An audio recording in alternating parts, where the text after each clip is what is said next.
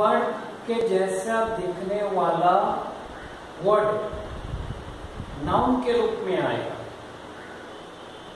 Origin में verb है, पर ये सेंटेंस में काम नाउन का करेगा। ऐसे चीज को हम जेरांड कहते हैं। जेरांड, जिसको हम दूसरी भाषा में वर्बल नाउन कहते हैं। क्यों? ये वर्ब से आया है, इसका ओरिजिन वर्ब से, या डी वर्बल नाउन भी कहते हैं। जैसे हम पढ़े, वर्ब के 5 कन्जुगेशन हैं, इसके अंदर 2 फाइनिट हैं, प्रेजेंट और पास्ट, बाकी 3 नॉन फाइनिट हैं। एक बेस फॉर्म है और एक प्रेजेंट पार्टिसिपल जो आईएनजी फॉर्म होता है, बेस में आईएनजी लगा तो प्रेजेंट पार्टिसिपल होता है, और एक नॉन फाइनिट है पास्ट पार्टिसिपल।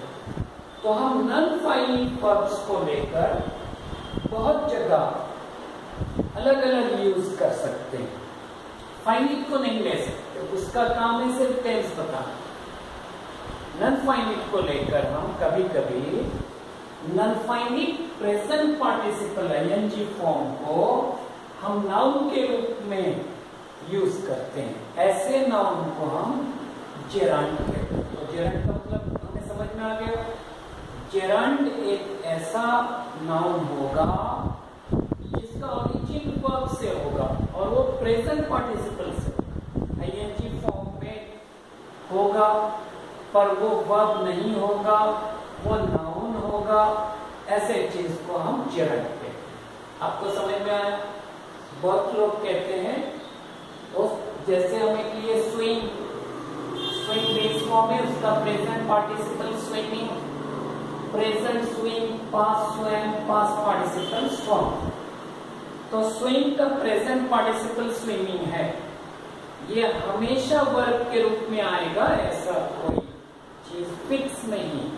ये कभी एडजेक्टिव भी हो सकता है, हम पढ़े हैं पहले, उसको हम वर्बल एडजेक्टिव कहते हैं या पार्टिसिपल एडजेक्टिव कहते हैं। जैसे मैं बोलूंगा स्विमिंग सूट, स्विमिंग पूल, तो स्विमिंग सूट में सूट नाउन है, उसको डिस्क्राइब किया स्विमिंग, वो एडजेक्टिव हो।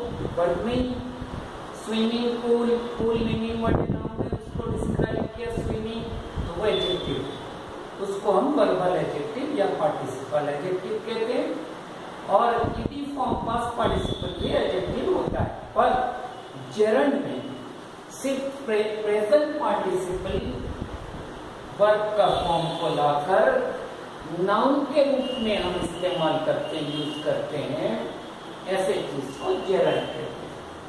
प्रेजेंट पार्टिसिपल और ING form used as noun is called a जेरांड।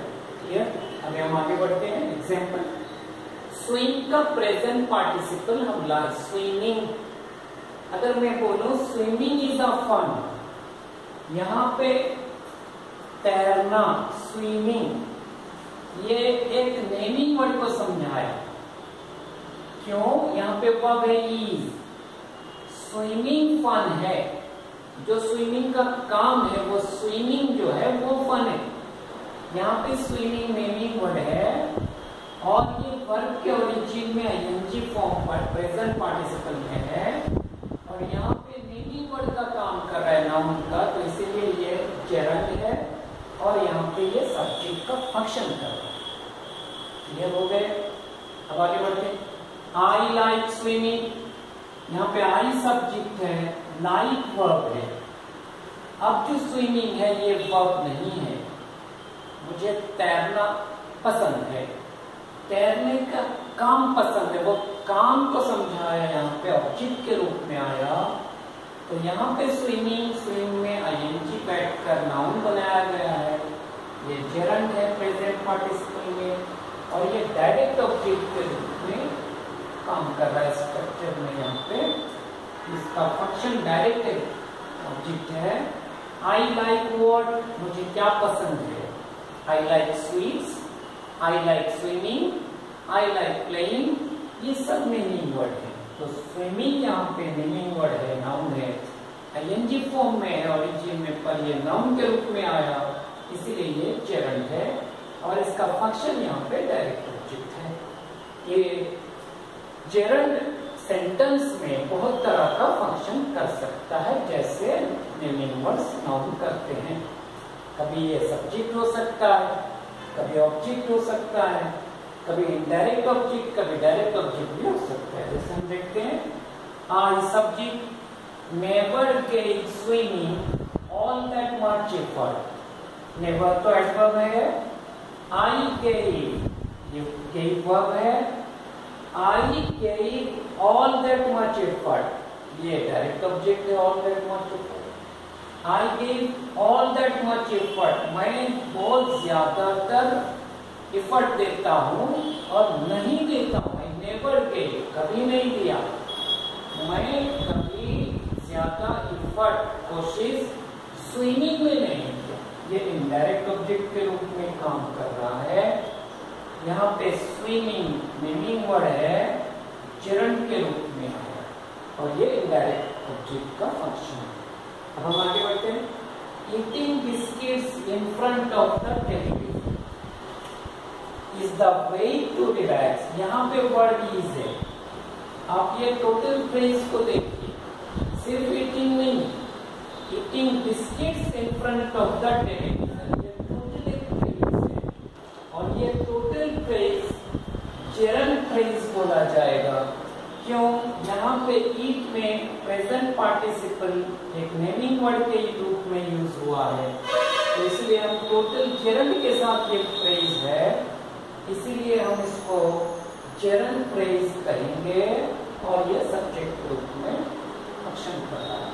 तो कभी कभी जेरंड सब्जेक्ट के रूप में आता है, डायरेक्ट ऑब्जेक्ट के रूप में आता है, इनडायरेक्ट ऑब्जेक्ट के रूप में आता है, जेरंड फ्रेज के रूप में भी आता है, जिस फ्रेज में एक आईएनजी वाला नाउन होगा।